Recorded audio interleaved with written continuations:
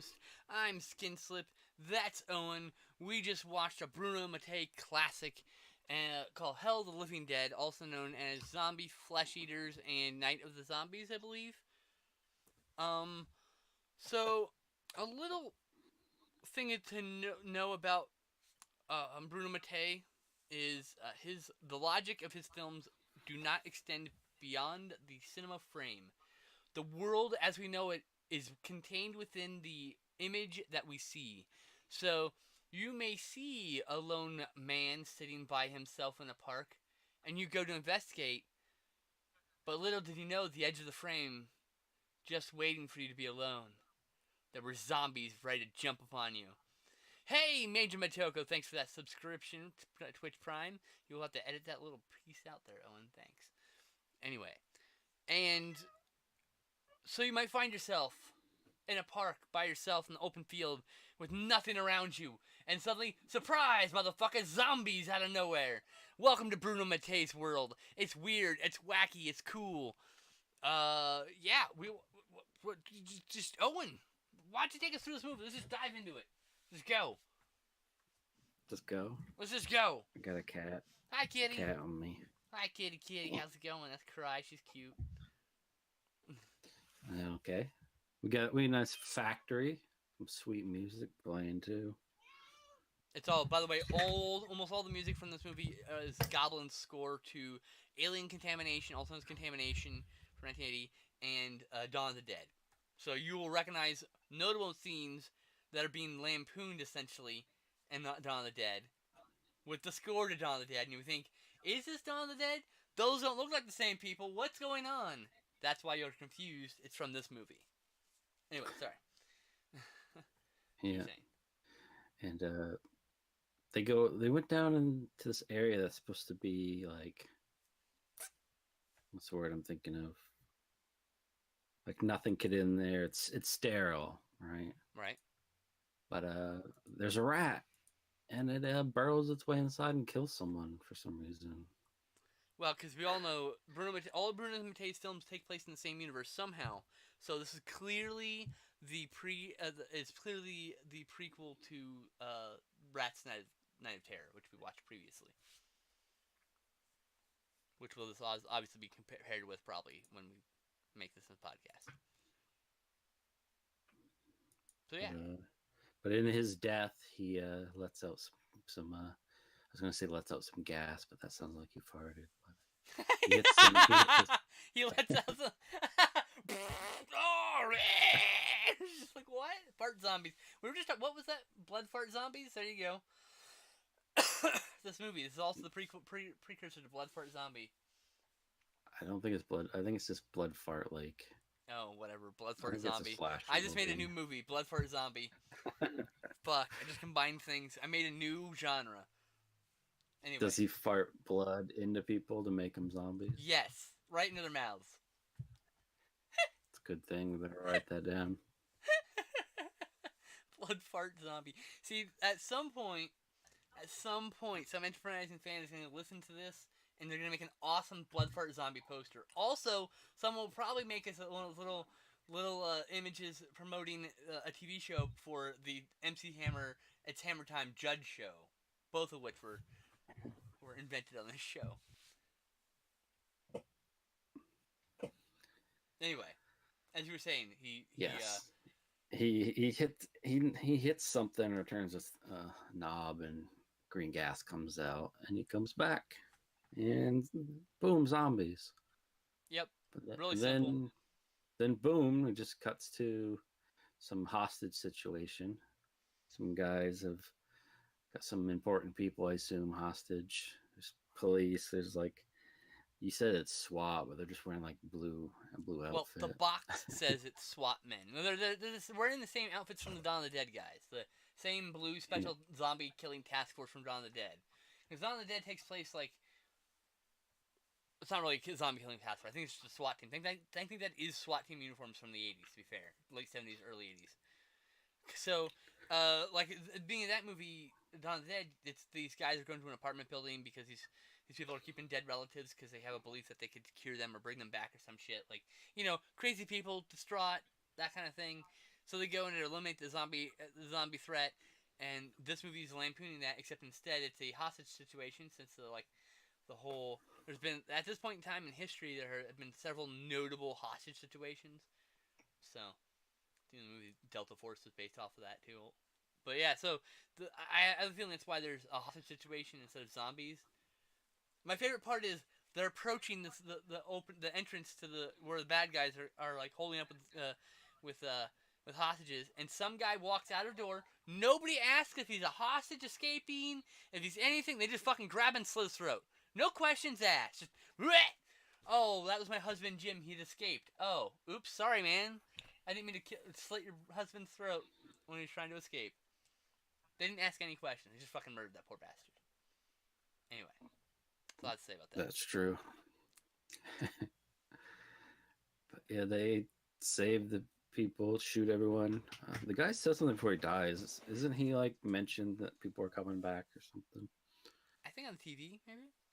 I think it was a TV broadcast about it, or maybe it was the radio. No. Like they shoot the people that had people hostage, but before the main hostage taker dies, I'm pretty sure he says something like, "They're coming back." I guess I don't remember that line. I don't. Look, it's Bruno Mattei film. They're all fever dreams, so we're all But gonna again, remember different it things. Sorry. Just cuts to like the SWAT people hanging out and around some bones and saying inappropriate things and pissing on them. The back of the box informs us they're sent to New Guinea to investigate what's going on, and that's why they're at this hostage situation. That part doesn't make any damn sense. I think the hostage situation happens, and then they're sent to New Guinea to investigate. Like that's their next mission. That's why the guy said something before he died, so I figured that's what led them to go into this next area. It's not explicitly stated because it's a fast and cheap zombie movie from 1980. So someone forgot about they needed a slight bit more exposition to explain what the fuck's going on. And instead they decided, let's just have more people dying. Like, okay. They decided to have more explosions and more dead people than more exposition. So and all these zombies are basically grease paint zombies, I have to say. There's a few zombies. My favorite part is there are a few zombies with actual makeup applied, but it's really bad makeup, so they can't actually put them close to the camera because you'll see that it's basically just stage makeup on their face. So the grease paint zombies are always the ones that get to be near the fucking camera, except in a few instances where clearly budget was applied to some makeup effects. But yeah. Yeah, because like in the hostage scene, there was two people that looked like the zombies from the beginning. I was like, are they just dirty or are they zombies? I said, I bet you they shot a bunch of zombie scenes, and then they didn't have any guys to be the villain. These guys here, or they didn't show up or whatever, and so they put this guy in, and this guy just didn't have enough time to get the fucking grease paint off his skin. That was my theory, and I'm gonna stick with that. So that's the kind of dumb shit that happens on only cheap or independent productions. Just we don't have the right number of people. Oh, oops. Meow. Got another cat coming after me. Oh, April, hi. So yeah, they're in the jungle, but also in the jungle are some reporters, which I don't know why they're there, but they're reporting something, I guess. There was 4, and then a kid, and then the blonde woman also went up to that guy, the one that being a zombie, but she was calling him dad, so I assume he must have been with them. Yeah, I guess. Wasn't explicitly stated, I don't think. I may have missed it too. No. A lot of times these dub jobs has like a blink and you'll miss it, or burp, or not pay attention for 1 second type moment and you'll miss it. Throw away a line that explains a bunch of plot. You know what I mean? Yeah. But we may have missed it. But yeah, there's a bunch of fighting. They all get out of the vehicle except for the guy and the kid. They both fall. Well, the kid dies and he falls asleep, and then the kid comes zombie, eats him.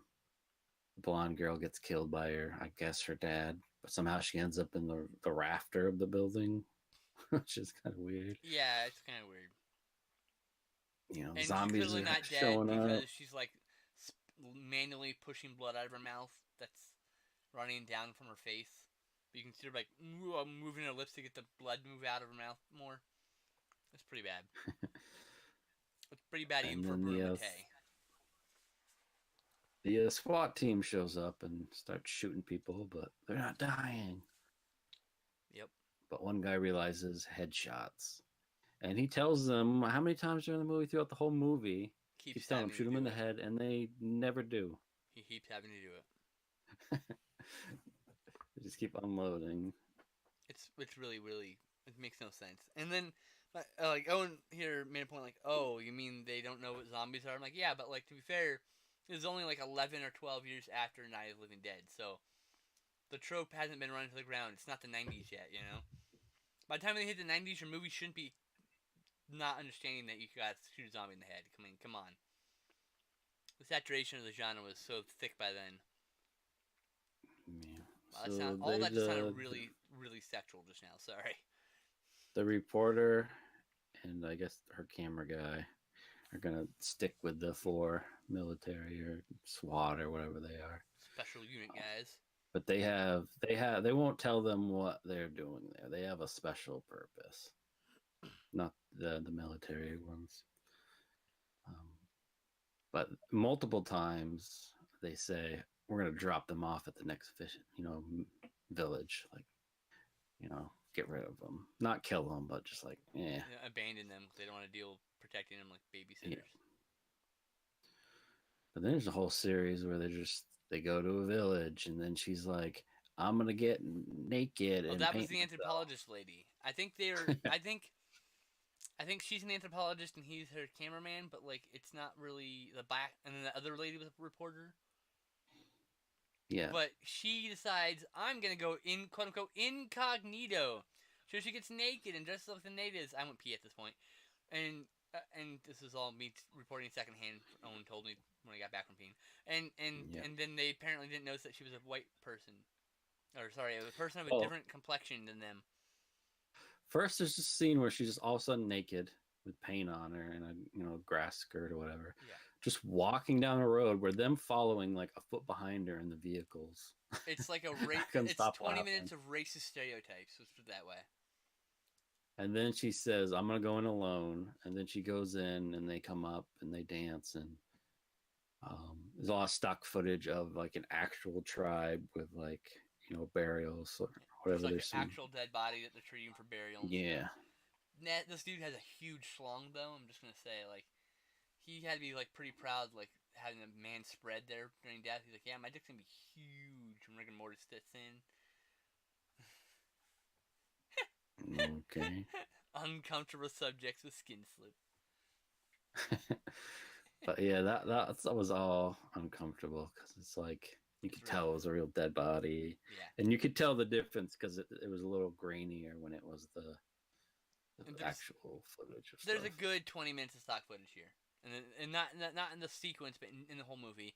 There's lots of just random animal footage intercut throughout the whole movie. This is pretty typical for exploitation. It kept cutting back to Sarah. Sorry. It kept cutting back to her, just all wide-eyed, like, "Whoa, what am I seeing? Whoa, what's so weird and wacky and different?" So like, okay, whatever. And then the people come up to her dancing. They put a mask on her. But the people in the vehicles see zombies showing up, so they come to the village. Apparently, they just accept them.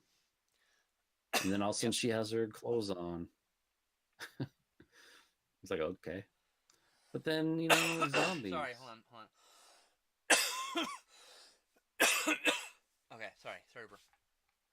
So I guess the idea was they don't bury their dead or burn them. They just have them laying around to, rot away to bones or whatever. So there's like a bunch of them just returned that have recently died. Yeah, in one shot, there's a guy laying in like a weird hammock thing, his corpses, and then he's like, in the next shot, you see the hammock is empty. Like, suspense. And then a bunch of them come in and just start eating all the villagers. Mm-hmm. And they shoot some, and then they drive away again. And then they find another building, and they go in there, and then one of their guys gets killed. And then, he like puts on a tutu and wanders around like a weirdo by himself in the zombie apocalypse and gets eaten by zombies, and no one's fucking shocked. And then the fucking crazy guy, the weird wig and the hat that doesn't fit, runs in with a fucking torch Oh, is it the torch at this point? Yeah, it's the torch, and it's just like Yes, dancing, flailing about the zombies and shit. Was that the torch yet? he lights one on fire too. Oh yeah, and he lights it on fire as he's trying to escape it out. Yeah. You know, and at one point the Jeep breaks down, so they all need to get into the Range Rover. And it clearly they're gonna throw all the reporter shit out, and they don't like that. And there's a little standoff, but eventually they all go together. And it's made clear again that they're gonna drop them off somewhere, but they end up not doing it. It was just a lot of weird, like I guess, tension and drama, but it didn't really amount to anything. Yeah, pretty much. But finally, they're like, make it to a boat, and they're gonna keep doing their mission, which the mission was to go in the original place in the beginning where the zombie and the gas happened. And I didn't really follow the plot that well. So they went in there, and one guy burnt some records, but he got bit and he became a zombie. Two of like became a zombie. So it ended up just being the girl and one of the military guys at the end. And she's like the whole time people were like being killed and there's like zombies everywhere, and she's like, I guess she's supposed to be explaining what the whole plot was. What was it like? They were gonna gas and the gas kill is off supposed the to poor. it's supposed to only kill the weak and the sick, so that the strong can inherit the earth. Essentially, the rich in this case, the rich can inherit the earth. That was their thinking, but it backfired obviously because there was an accident and Yeah, yeah. made zombies. This is all told through exposition from people who weren't even there, who were just making wild guesses into the blue. But that's okay. It doesn't Yeah. fucking matter because this movie's fucking weird. And then guess what fucking happens? A zombie grabs her and fucking grabs her, pulls her mouth open, shoves his hand in her mouth, and shoves her eyeballs out. And probably the most memorable part of this fucking movie, but somehow I didn't remember it before, even though I'd seen it before. But yeah, it was fucking rad. It was awesome. And it could have just ended there, but no, they had to have some scene where this guy was like talking about he was examining a corpse with no limbs, but he was alive, and this guy's like, "Ah, science fiction," and he leaves with his girl, and she doesn't want to have sex with him, and she goes to get a cigarette lit by someone, but oh, it's a zombie. Yeah, it's at the very beginning of this podcast when I was talking about the zombies from the edge of the frame. That's the end of the movie, actually. Yeah. He literally, you see a park and there's So a dude just slumped over on a bench. She goes over and taps him, and then notices, and he turns his head, and he's been eaten halfway and falls over, and she shrieks, and then suddenly zombies from the edge of frame. Even though there were no place where they could come, where someone couldn't say, "Hey, those zombies are coming from you from 10 feet away over there." Because they're just like, what? Anyway. Because Bruno Mattei's films, the Bruno Mattei's universe ends at the edge of the frame. Nothing exists beyond the edge of the frame, including logic. The thing that made me laugh the most was their reactions were all like wide-eyed, like whoa, screaming, and then like the next scene they're like laughing, like ha, ha, ha, walking around like nothing happened a second ago. That completely horrified and shocked them. Yeah, I mean, the blatant stealing of the Gollum music, I probably got paid for, but I mean, the use of the Gollum music throughout the whole movie is just like, good lord. Anyway, I like this movie. I give it a 3 out of 5 stars. It's a little slow in the middle, but what movie isn't slow in the middle that we watch? That's where most of the bad movies get bad. Is in the middle third. Right? Yeah. What do you think? I'd agree with that. 3 out of Solid 5? 3. Yeah, it's got some really good gore. I gotta say, memorable gore. It's got some stupid. Oh, my favorite line was hold on, I wrote it down. It was, I don't know who's dumber, the guys with the shit on their faces, the zombies, or the guys shooting at them, the main characters. And I think that really sums up the movie perfectly.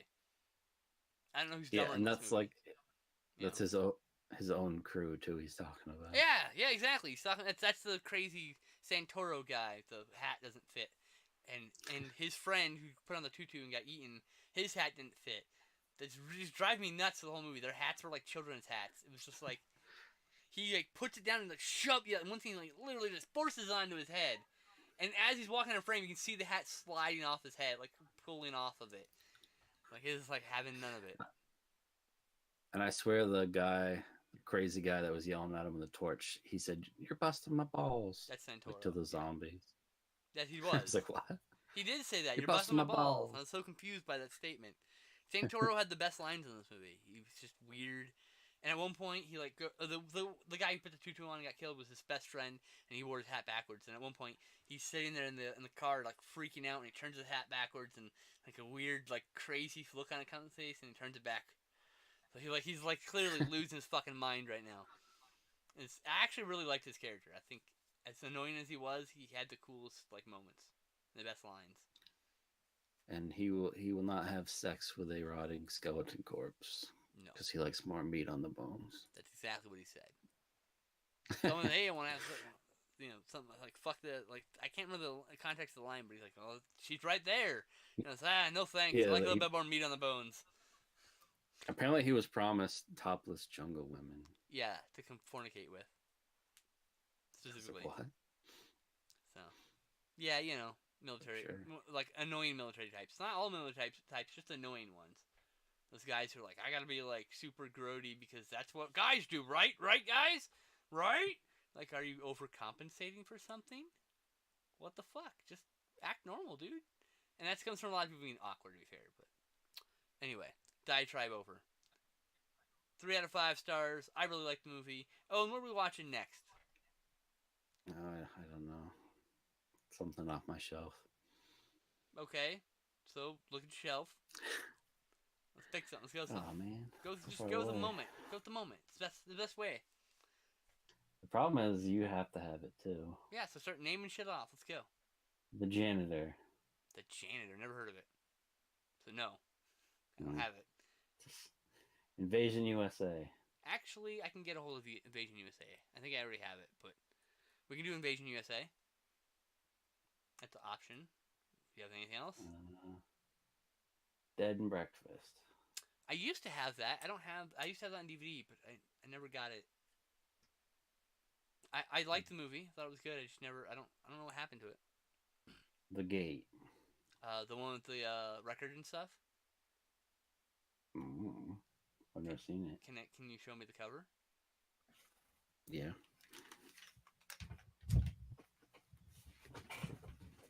God, fingers crossed it's The Gate, because we're gonna do that. Please be The Gate I'm thinking of. Oh, we are 100% covering that. Let's do that next week. That's one of my... We're 100% covering that. I love that movie. I saw that...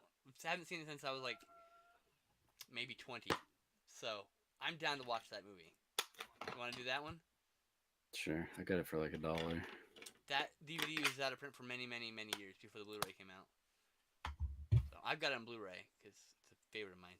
All right, so that's it. We're going to do The Gate next week, which I'm very excited for because I love The Gate. So, or I loved. Maybe it doesn't hold up. Who knows? Anyway, so we'll see you next time on Psychotronic Coast to Coast. Take it easy, guys. Any last words, Owen? Nope. All right, bye.